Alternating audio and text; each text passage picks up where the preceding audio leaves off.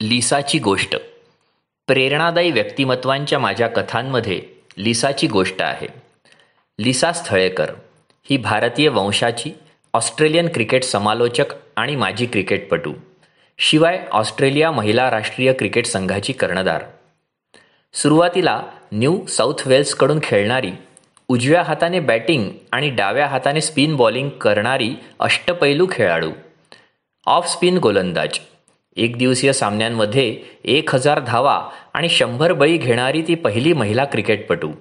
लिसाने क्रिकेटच्या तिन्ही फॉर्मॅटमध्ये 187 सामन्यांमध्ये संघाचे नेतृत्व केले. 125 एकदिवसीय सामन्यांमध्ये 2 शतके आणि 16 अर्धशतकांच्या मदतीने 2728 धावा केल्या. ऑस्ट्रेलियन संघाने 2013चा महिला क्रिकेट विश्वचषक जिंकल्यानंतर दुसऱ्या दिवशी तिने आंतरराष्ट्रीय क्रिकेटमधून निवृत्ती जाहीर केली. कथा ही नाही जी प्रेरणा घेण्यासारखी आहे, ती काहीशी वेगळी आहे.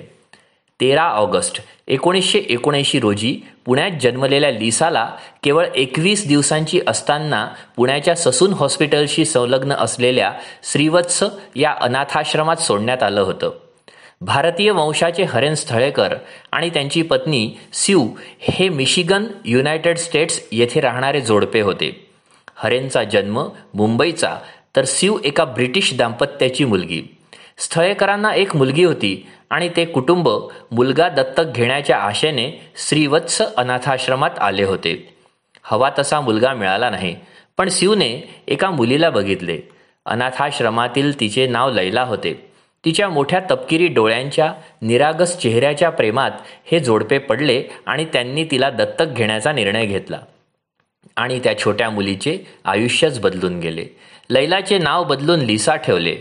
तिला अमेरिकेत नेले, पुढे केनियाला आणि अखेरीस ऑस्ट्रेलियाच्या सिडनीमध्ये ते स्थायिक झाले.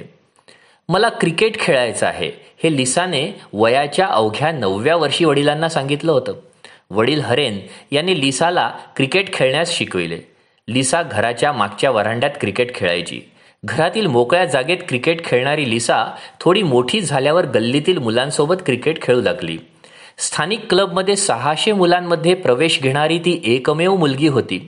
लिसाला क्रिकेटचे वेड लागले, पण ती अभ्यासात देखील मागे नव्हती. क्रिकेट प्रशिक्षण सुरू असताना तिने स्थानिक क्रिकेट स्पर्धेत सहभाग घेतला.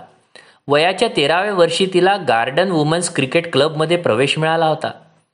लिसाने 1997-98च्या अखेरीस महिला राष्ट्रीय क्रिकेट लीग अर्थात WNCL मध्ये एक गोलंदाज म्हणून पदार्पण केले, परंतु तिला फारसे यश मिळाले नाही. पुढील 2 हंगामात अनुक्रमे 8 आणि 15 विकेट घेत तिची कामगिरी सुधारली. 3 वर्षात फलंदाजीत तिने 33च्या सर्वोत्कृष्ट स्कोअरसह केवळ 169 धावा केल्या. 2000-2001 मध्ये तिने 11 विकेट्स घेतल्या आणि WNCL मध्ये 112 धावा केल्या. त्यावेळी तिला पहिल्यांदा ऑस्ट्रेलियन संघात बोलविण्यात आले.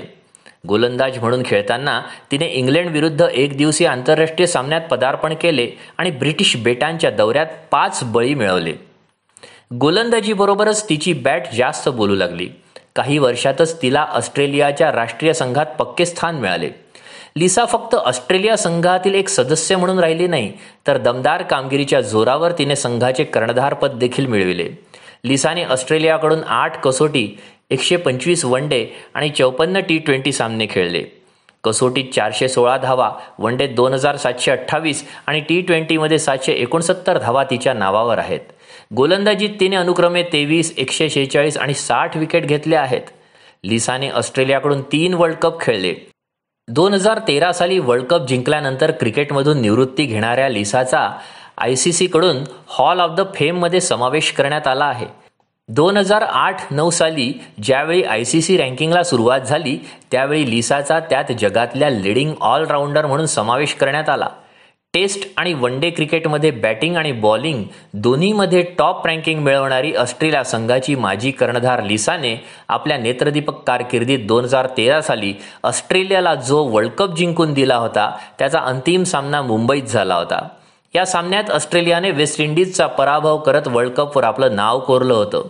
या सामन्यात लिसाने घेतलेल्या एका उत्कृष्ट कॅचमुळेच ICC वुमन्स वर्ल्ड कप ऑस्ट्रेलियाने जिंकला. या मॅचमध्ये तिने 2 महत्त्वपूर्ण विकेट्सही घेतल्या होत्या. लिसाचे आयुष्य अनेक चढउतारांनी भरलेले आहे. मला नेहमीच प्रश्न पडतो की ज्यांना आपले जन्म देणारे आईवडील माहीतच नसतात त्यांच्या मनावर किती खोल आघात होत असतील. आयुष्यातील प्रत्येक क्षणाला ते दुःख त्यांना डिवचत असेल. लिसावरील या आघातांप्रमाणेच क्रिकेटमधील संघर्षही तितकाच कठीण होता. आज तिचा आवाज आपण क्रिकेट समालोचनाच्या माध्यमातून ऐकतो, पण त्या काळी महिला क्रिकेटचे सामने टीव्हीवर दाखवले जात नव्हते. कुणी महिला खेळाडूंविषयी फारसं कुणी बोलत नव्हतं, कुणी लिहित नव्हतं आणि लेखही वृत्तपत्र छापत नव्हते. अशा काळात लिसा खेळली, उत्कृष्ट खेळली. आज महिला क्रिकेटला सन्मानाने बघितलं जातं, पण या प्रदीर्घ प्रवासात लिसाच्या योगदानाला विसरता येणार नाही. अपयशांनी निराश न होता परिस्थितीवर मात करीत ती सतत प्रयत्न करीत राहिली आणि जिंकली. तिच्या जिद्दीला आणि मेहनतीला सॅल्यूट करायलाच हवा. Should be gone. It's a marvelous catch. Lisa Sthalekar epitomizes this Australian side. Australia are the 2013 Women's World Cup champions. लिसाची गोष्ट लेखक आणि निवेदक प्राचार्य डॉक्टर पवन मांडवकर. हा व्हिडिओ आपल्याला आवडला असल्यास अवश्य लाईक करा, शेअर करा आणि सबस्क्राईब करा. धन्यवाद.